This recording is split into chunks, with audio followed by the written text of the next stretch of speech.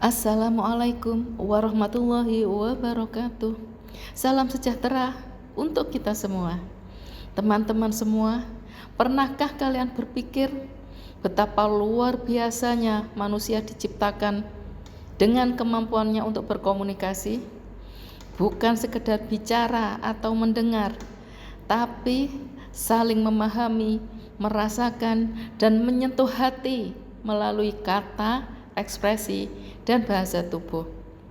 Komunikasi antar manusia bukan hanya soal transfer informasi, tapi juga soal membangun hubungan, menciptakan kepercayaan, menyelesaikan konflik, dan bahkan menginspirasi perubahan. Dalam dunia yang semakin terhubung ini, kemampuan berkomunikasi secara efektif menjadi bekal utama kita sebagai individu, mahasiswa, calon profesional, dan bagian dari masyarakat. Melalui video edukasi ini, mahasiswa ilmu komunikasi mencoba mengangkat kembali pentingnya komunikasi antar manusia dengan cara yang segar, kreatif, dan relevan. Ini bukan sekedar tugas kuliah, tapi bentuk kontribusi nyata untuk membuka wawasan kita bersama. Kami percaya perubahan besar bisa dimulai dari hal-hal sederhana, seperti mendengar dengan empati, berbicara dengan hormat, dan menyampaikan pendapat tanpa menyakiti. Mari kita belajar, tumbuh, dan saling menginspirasi melalui komunikasi yang lebih manusiawi. Selamat menyaksikan, semoga bermanfaat dan membuka hati kita bersama. Salam komunikasi. Perselingkuhan bukan hanya tentang pengkhianatan cinta. Itu luka psikologis, luka batin, luka yang sering tak terlihat tapi sangat terasa. Mungkin kamu pernah diselingkuhi atau kenal dengan seorang yang mengalaminya. Tapi setelah semua terjadi, apa yang bisa kita lakukan? Di video ini aku akan membagikan saran bukan cuma untuk korban, tapi juga untuk pasangan, pelaku, dan kita semua sebagai masyarakat. Pertama, untuk kamu yang diselingkuhi, kamu gak lemah, kamu gak bodoh, kamu adalah korban, dan kamu berhak pulih. Jangan paksakan diri untuk kuat. Menangis itu bukan kelemahan, itu bagian dari penyembuhan.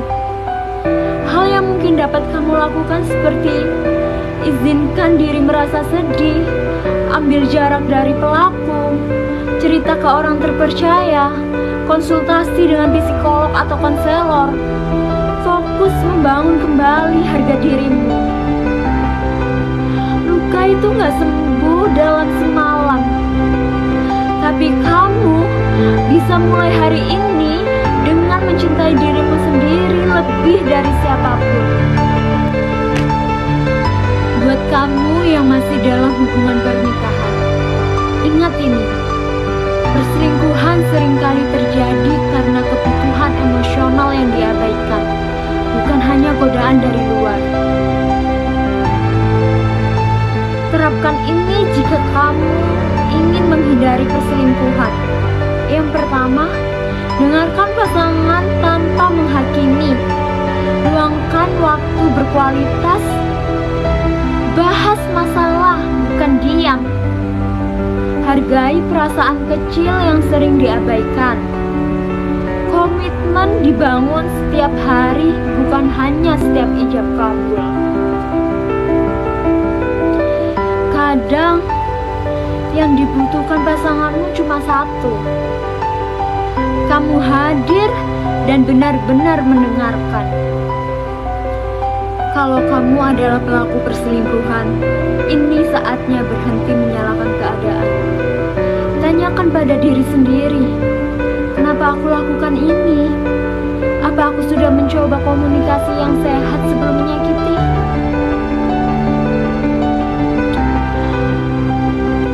Renungkan untuk dirimu sendiri. Apa yang kamu cari dari orang ketiga? Sudahkah bicara jujur pada pasangan? Berani akui salah, tunjukkan penyesalan lewat perbaikan bukan janji. Menjadi dewasa adalah berani bertanggung jawab, termasuk atas luka yang sudah kamu timbulkan. Dan untuk kita semua, kita punya peran besar saat kasus perselingkuhan jadi konsumsi publik. Banyak dari kita tergoda jadi komentator. Tapi sebelum berkomentar, tanya dulu, ini akan menyembuhkan atau melukai? Etika yang wajib kita terapkan saat menyikapi kasus publik. Yang pertama, stop menyalahkan korban. Dengarkan sebelum menilai. Bijak berkomentar di media sosial.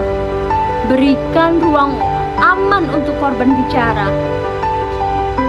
Media sosial harusnya jadi tempat menguatkan, bukan membunuh perlahan lewat komentar.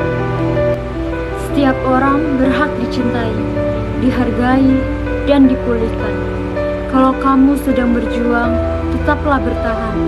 Dan kalau kamu merasa video ini penting, boleh bantu share. Mungkin video ini bisa menyentuh seseorang yang butuh kekuatan hari ini.